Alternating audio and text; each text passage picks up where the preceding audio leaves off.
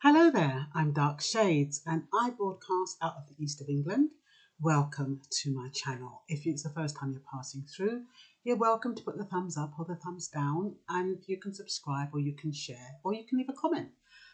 Basically, I kind of offer support and advice for people who don't ask for it, but who may feel they need it. Some people are really uncomfortable about asking for support. And what I do is sometimes I ask questions, sometimes I listen to people's experiences, and then I decide I'm going to talk about a topic. So the topic I'm going to talk about today is for those people who need support, but for some reason feel uncomfortable asking for it. Now, feeling uncomfortable asking for support can be for a variety of reasons. It could be because the individual is embarrassed, they feel disappointed, they feel ashamed. It could be because they don't trust the person they're speaking to. They might not trust anyone. They might have trust issues. It might be because of tradition or background. You know, some people, especially from Asia, they're taught to keep information to themselves because some people, there are consequences in houses where there's honour-based violence and where there's other kind of restrictive or abusive measures. If people take information outside the household, there are serious consequences. So some people are actually afraid to ask for help. Some people are in denial. They don't want to ask. They feel as though they don't need help, or they feel as though they can cope with the help by themselves. Some people, if they don't know that there are various counsellors, they may go to one counsellor and be so peed off with that counsellor that they think all counsellors are the same. You have to remember that there are different types of counsellors, and some people don't know this, but there are counsellors for different things. You have a counsellor for relationships, you have a counsellor you have couple counselling, you have CBT, and which is what the schools use a lot of the time, and social environments use CBT, which is cognitive behavioural therapy. And it works on the premise that if you change your thought process, you change the outcome. You also have psychodynamic counselling, which has got to do with going back into your history, into your background, to find out what is happening to you now in the present, and trying to help that person link the two eras into the present so that they can understand what they're going through. So when you're thinking, if you are thinking about going to a counsellor, make sure that that counsellor is right for you. You have some counsellors that sit there and they go, I hear you. And what do you think? Do I understand that? And it can be so irritating. I went to a counsellor, and because I'm a trained counsellor, she didn't know I was a trained counsellor or a qualified counsellor. She was saying to me, so how do you feel about this? Do I understand you to mean? And then she was nodding and doing all the things we'd been trained to, which I absolutely hate. So when I counsel, I call my counselling session Friends with Boundaries, because I like to talk to my clients as though they're friends, but we do have specific boundaries that are in place with time and respect and all those kind of things. So you do have something that separates. All I'm saying is that you have different counsellors. You have toolbox counsellors, and they kind of amalgamate all the different types of learning styles or therapy styles in order to suit the person that they're talking to or the client that they're engaging with. You have Gestalt therapy, and that's to do with if you're angry at somebody who's passed on, and you feel as though you want to be forgiven by somebody who's passed on, and you kind of put that person in a chair and you shout and you rant and you rage and you get rid of all those frustrations. So there are all I'm trying to say is that there are different types of counselling methods. So sometimes that can put people off. If they've had a bad counselling experience, it could be because you didn't go to the right kind of counsellor. So getting back to when people feel unsafe to ask for support, because that's got a lot to do with why people hold stuff inside. And that is unhealthy. That can cause all kinds of bad symptoms. It can even cause cancer. It can cause strokes. It can cause mental illness if you don't relieve what's going on inside. So we have to ask ourselves, why aren't I sharing what I'm feeling inside? And you, like I said, it could be because you're in a place of denial. It could be a number of reasons. But you probably don't trust anyone. So, so I'm going to go through a few little things that may help you by the end of it. Seek the correct support. And remember, worst case scenario, there's always the Samaritans. They don't only cater for people who are going to commit suicide. And they are objective, they are trained, you are anonymous. They don't invade your privacy. You are an objective person to them, and they will treat you with the expertise that they know how to. So worst case scenario, at the end of this session, I hope that you'll be able to feel comfortable to seek help from somewhere if you need it, or if you feel you need it, or when you need it. Okay, so it's hard for some people to accept help. I've already discussed that. Some people don't feel safe to ask for help. I've discussed that. For some people, it's hard to disclose what's going on. And that could be for a variety of reasons, like I said.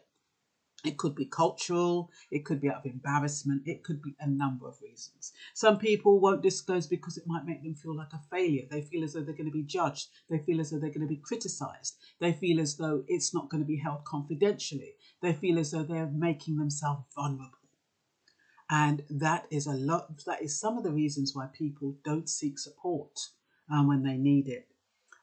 We also have to ask ourselves, what is the source of hate, the source of pain and the hurt and the frustration? Where is it coming from? Are you accepting any responsibility for it? Are you blaming anyone for it? Is it a situation where you can actually confront the person or confront the situation? And if it's not, is there a way you can kind of address that situation without hurting yourself, or without making you feel more vulnerable than you are at the moment? Sometimes it's hard to get people to acknowledge that they need help. It's scary, it's difficult, and it will take time. We always have to remember things take time. Don't push yourself. If you're not ready to ask for help, you don't need to. Don't push yourself. But you have to recognize when you need it. That's the most important thing, because some people, they don't recognize when they need it. They're in constant denial. They think they can fix it. And that is just causing havoc in their body. They start having tremors. They start having heart palpitations. They have panic attacks. All kinds of things go on in their body. So it's about finding who you feel comfortable talking to. It's probably better that it's a stranger, like I said, someone who you'll never see again. So, I mean, that could be, you just meet somebody and you just decide, to have a chat and you just tell them your business. You're not going to see them again. And you can feel quite safe. There's those kind of situations. Some people don't want to talk to people they know. They really do want to be anonymous. Some people don't want advice. They prefer to try and work it out themselves. And if they can, then that's fine. Some people, they're afraid to talk because, they're afraid that the opinion is not what they want to hear. Some people have a kind of idea about what the information that they want to receive. And they're afraid that if they put it out there and they've disclosed this information, this information that's precious to them, and then that other person is either judging them or giving their opinion, their unasked opinion, mind you, or they're giving you some advice that you don't want to hear. But I think for people who need advice, I think sometimes it's about desensitizing yourself. Sometimes we're just too sensitive. And it's something that's grown up through whatever's happened in our past. We've become hypersensitive. And so it's very, very difficult for us to take feedback, very, very difficult for us to accept information, very, very difficult for us to open up. And that is sometimes the problem. And how do you open up if you've been conditioned not to open up? And a lot of us have been conditioned not to open up. And so we suppress and we suppress and we suppress, and we don't know what it's doing to ourselves. And then, everybody on this planet needs somebody to get it out. And that's why sometimes I say to people, if you don't trust anyone, at least get it out through a recording on audio or write it out. You've got to get it out. That's the most important thing. Don't let it fester inside you. What else? Sometimes people just want to vent. Like my fella called me this morning and he was going on and on and on. He was stuck in traffic. And I didn't know what to say. And I was wondering if I need to say anything. And then occasionally I would say, oh, I can imagine how frustrating that must be, or something like that. But at the end of it, I said to him, oh, at least you've got your music in your car. That will help you. That would give you a bit of peace of mind. And he said, oh, there's nothing wrong with my mind. And I thought, oh, God, why did I say that? Why didn't I just say goodbye? You know what I mean? So some people, they do not want anything from you apart from somebody to let their steam off to. And you have to accept that. You have to accept that not everybody wants answers. Not everybody wants advice. Not everybody wants your opinion. And you have to be willing just to sit and listen and let it out. And with the occasional, I hear you. Yeah, I understand. And acknowledge, when you do make comments, make sure that they're appropriate. Oh, that must be difficult. You mustn't say I can imagine, because nobody knows what another person feels. So you don't say, oh, I can imagine what you feel. That's a no-no, because then you kind of shut that person up. That person doesn't automatically shut up, but in their brain, something triggers when you say, I can imagine how you feel, because that person is saying, there's no way you know how I feel. So you don't say, I can imagine how I feel. You can say, that must be difficult for you. Or you can acknowledge something that they have said. Okay, so I'm trying to talk on both sides here, which is a bit difficult. So I'm hoping that you can understand which part is the listener and which part is the person who needs support, who might find it difficult to get support.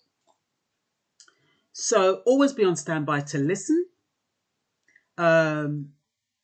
They don't want to hear, really? Oh my God, that happened? Oh no, I didn't know that. They don't want to hear none of that. You are shutting someone down when you do that. They're not there to elicit drama, and they're not there to entertain you. They're there because they're feeling vulnerable, they're feeling sensitive, they're feeling I can't think of the third adjective now, but anyway. And another thing that people have a habit of saying when somebody is going through a crisis, or they're disclosing something that's really meaningful to them, they say, oh, that happened to me. And oh, you know what I did? Blah, blah, blah. And then they go over into their story. The poor person is left there mulling over what they're going through. And the person that they thought was going to listen instead is giving them their story and have totally dismissed what that person is saying. So when somebody is talking to you about their situation, you have to be sensitive to how they're feeling. What has it taken for them to actually open up to you? And if it's taken a lot, and if you're a close friend, or counsellors will know not to do that, professional people know not to do that, but regular people or somebody might decide that you're going to talk to, they may not know that is not something you do. So all I'm saying is that is not clever to say, oh, I went through that. Oh, my dad, I remember when my mother died and people were saying, oh, my mother died. Oh, I know what you're going through. No, you don't. You see what I mean? People feel as though they're empathizing with you, but they're not, because our circumstances are different. The way we react is different, and our experiences and the way we feel is totally different. We're all unique, and our experiences are unique. Our feelings are unique. So all I'm saying is, don't jump in with your story. You might think you're being empathetic, but you're not. You're shutting that person down. And I never forget, I often talk about this story of my friend who died about 3 days after I spoke with her. And I hadn't done counselling at that point, but I remember her telling me about her trauma with her husband and how she felt like she didn't, when he put the key through the door, she she froze, and how he had it was a black girl married to a white man, and how he had her as a sex slave. Well, she felt like a sex slave, and I was saying to her, just get up and leave, because I know that's what I would have done, but not acknowledging at the time that her past was totally different from mine. That what she'd been through was much more devastating and traumatic than what I had been through. So she didn't have that resilience. So you mustn't think about what you would do when somebody is opening up and relaying that advice to that person, because each person deals with it in their own way. What else? It's important that they feel listened to, and they don't want you to fix the problem. Sometimes when people talk to you, they don't want you to fix the problem unless they ask you. If they say to you, this is the problem I have, I really need your advice, I really need your help, then that's fine. After they finish talking, you can say, well, in my opinion, or I would, or whatever, because they've asked for your opinion. But don't go jumping in, offering your opinion and giving advice when it hasn't been asked. What else? How would you want somebody to respond to you if you were in a similar situation? Also think about that. When somebody's talking to you, while they're talking to you, try to put yourself in their place and try to think, how would I want somebody to respond to this situation? So that you can, even though you might want somebody to respond differently to how they want somebody to respond, it will help you not to be jump in willy-nilly with something that's totally inappropriate. Some people try to hold in stuff and pretend it's not happening. Nothing's wrong. That's very dangerous. You cannot rationalize away problems and situations and things that are making you feel uncomfortable. If something is making you feel uncomfortable, it means that something is wrong. Don't underestimate your emotions. Don't underestimate the way you feel. Don't rationalize the way your tears, your emotion, whatever it is you're feeling. Don't rationalize and minimize it. It's valid, regardless of how small. And you may be made to feel that how you feel doesn't count, or it's unnecessary, or it's you're over exaggerating, or you're too sensitive, or you're paranoid. Don't let those kind of thoughts distract you from how you know you feel. Only you know how you feel. So don't pretend that things aren't right. And if they're not right, make sure you get it out. Like I said, if you don't feel comfortable and you don't feel safe speaking to somebody, write it out. Even if you write it out and burn it because you don't want anybody to find it. That's what you do. Or now we have audio. Sometimes that's really good. When you speak into your voice notes or you've got that recorder on your phone, you can go somewhere and you can just record, somewhere quiet, and just record how you're feeling. You can bawl if you want, you can shout if you want, you can curse if you want, but make sure your feelings are genuine. Make sure you're not suppressing anything, because getting it out is the first stage to healing. And it's first stage to help you recognizing what's going on and how hurt you're feeling and how betrayed you're feeling. Okay, clarify. If somebody wants to speak to you, you need to clarify. Do you just want me to listen? Do you want me to give you advice? How do you want me to support you through this? You can't ask those questions. If somebody says, I need to talk to you, before they even talk to you, say, well, how do you want me to support you? Do you want my advice, or do you just want me to listen? Some people have an expectation. They want people to say what they want to hear. They're worried that the person will steer them wrong. So in that case, they're probably not choosing the right person to talk to. If they're worried that the person might give them the wrong advice, that person isn't the right person, because that means they already do not trust that person. Some people think that a role model is somebody who's like them, you know, in the same position like them, the same level. Sometimes it's not like that. Sometimes it's somebody totally opposite, but they can advise you just because they've had different experiences or they've had similar experiences and they've resolved those experiences. And maybe because your life is different, you haven't even experienced anything what they're going through, but they can actually prevent you from making some mistakes if that is what you want. So I don't think it's a question of looking for people. Some people have an image of who they want to give them advice. And it's you, maybe it's somebody in a suit, maybe it's somebody who smiles, maybe it's somebody of a certain nationality or somebody of a certain religion. It's people who they feel comfortable with and who they feel safe with, but they are not necessarily the right person to speak to. Sometimes you speak to somebody and that person it doesn't make you feel safe after you've said it, after you've said something. Have you ever been in a position where you've opened up a little bit and something that person has said made you think, oh, I wish I never said anything, you know, and then you shut down completely? And that makes you wary about speaking to anyone else. There's nothing wrong with that. It doesn't mean that you have to shut yourself down from everyone. It's about tiptoeing and seeing what makes you feel safe. What qualities does that person need to have in order for you to feel safe? Safe to talk, safe to share, safe to feel vulnerable. Okay, what else? Do they have the capacity to deal with your situation? Some people, especially if their concern is quite a heavy thing, like some people, they might have witnessed a trauma. Some, you know, like you have people from the army and they've got this post-traumatic stress, and you have people who have been raped and all sorts. And it doesn't mean that everybody has the capacity to deal with your story or your concern. In those kind of situations, you do need a professional because they know the boundaries. They know how to steer it out of you slowly so that they can actually manage it themselves.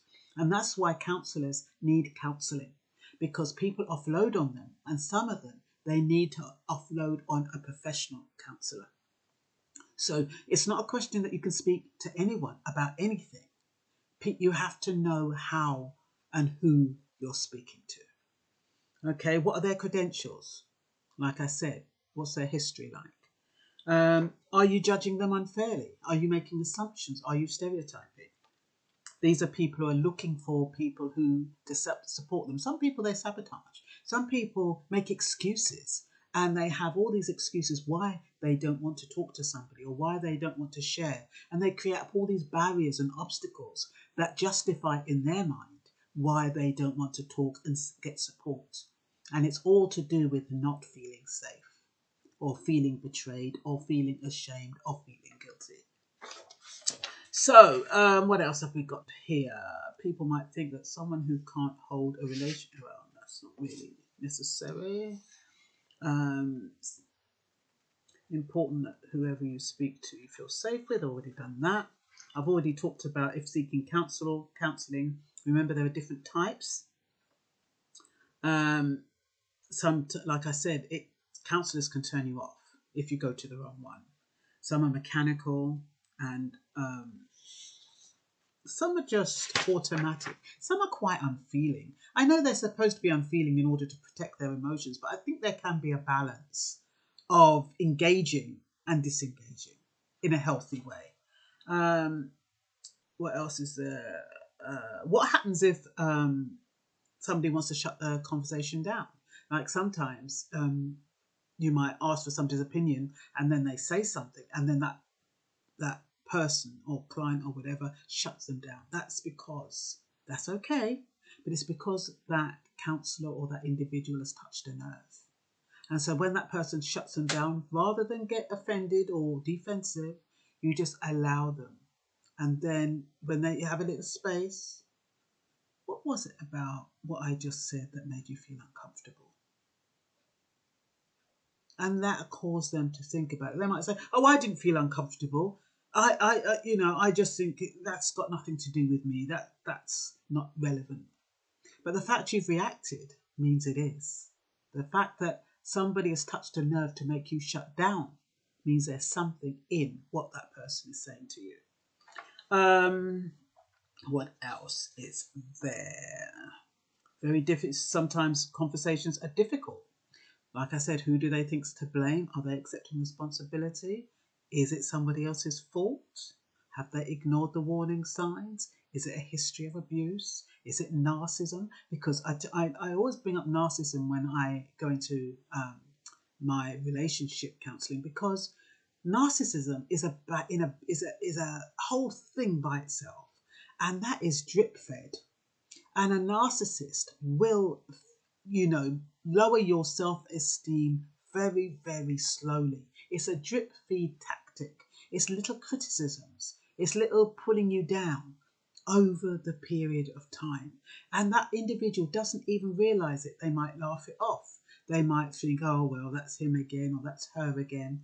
And they don't realize that that narcissist is grooming that person to become totally dependent on them, and so they can totally control them. But the individual doesn't realize that, because it's done with a mix of love and affection, and it's a pull and push thing. At one minute they make you feel on top of the world and make you feel so special. The next minute they withdraw and they go on their own, they do their own thing, and they become silent, and they just discard you. And then when they're ready, they pull you in to make you feel safe, and then they push you back. And it's absolutely, and you find yourself thinking, what's going on here? It's not you. It's not you. Don't think it's you. Don't be confused. Because a lot of times that's how you are meant to believe. You're meant to think, and then they might even say, oh, you're paranoid, or oh, you're hysterical, or you're emotional, or all of these little things to make you feel, oh, maybe I am imagining things. Maybe this isn't the way it is. And then you start questioning yourself. Once you start questioning yourself, they've won. Not only have they lowered your self-esteem, but they've got you questioning yourself until you don't even know what to believe. What else have we got? There are various communication styles, and that's why it's important that you choose the right counsellor, because like I said, you've got some counsellors that just nod, and then you're pouring your heart out and you're thinking, bloody hell, what is the point? There is a point, because by spurning it all out, you do actually resolve it in a strange kind of way. You do actually come to your own conclusions. So by them just not saying anything and leaving you and just prompting you, it works, but it doesn't work for everyone. That's all I'm saying, because some people need something else. So I'm not discounting those counsellors. They are very good for certain types of clients, but on the other hand, there are different styles of therapies for each person, different levels of support. And some of them, they do that for you to self-reflect. So it's very important that whoever people open up to, they're non-critical and non-judgmental. And some people, especially if they're not professionals, they can feel helpless when they know something's wrong with somebody and they're not opening up, and they don't know what to do. So I think the best thing is to kind of say that you're there. If they ever want to talk, make sure you're there for them. Make sure you pick up the phone. You don't want anybody isolated. Remember that guy from Love Island?